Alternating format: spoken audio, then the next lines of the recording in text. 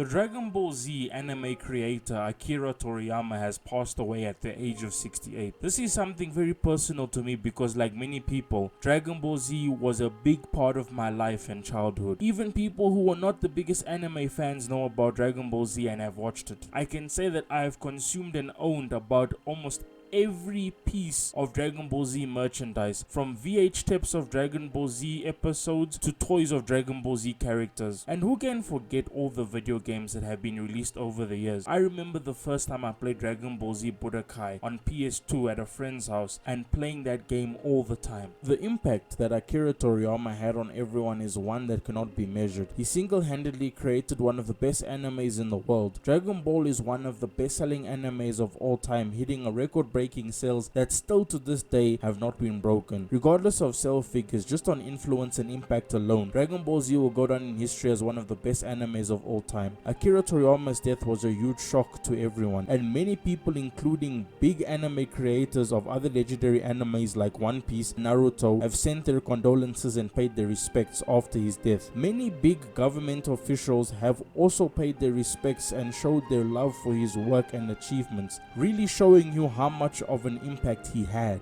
Dragon Ball Z was created on 26th April 1989, which was way before I was born, and even back then it was a big anime. I remember watching it as a kid back in the early 2000s. Then I remember playing Dragon Ball Z Budokai on PS2, and this game is one of my childhood favorite games. One of the first games I played on the PS2. I have a lot of fond memories of Dragon Ball Z. It really did shape my childhood, with all of us kids back then talking about yesterday afternoon's episode and imitating the fight scenes that we saw, like shouting Kamehameha or screaming like the way the Saiyans do when they go Super Saiyan. That is what I grew up to because of the impact that Akira Toriyama had on us kids. I still can't believe he's dead. I never thought this day would come, but then again, he died at the age of 68, which is getting pretty up there in age. He can at least say that he achieved what he wanted. He can at least say that he had lived and became one of the biggest manga and anime creators of all time, who pretty much carried anime on his shoulders for almost over 20 years, being one of the best-selling and most influential figures in the anime space. His life was not easy. He had a rocky early life, not wanting to do conventional jobs. He quit his job to pursue a career in manga, and Dragon Ball wasn't his only successful manga. He made other manga and animes. Personally, I have never really watched them, but they are also noted for being really good. Akira Toriyama's death has really affected me,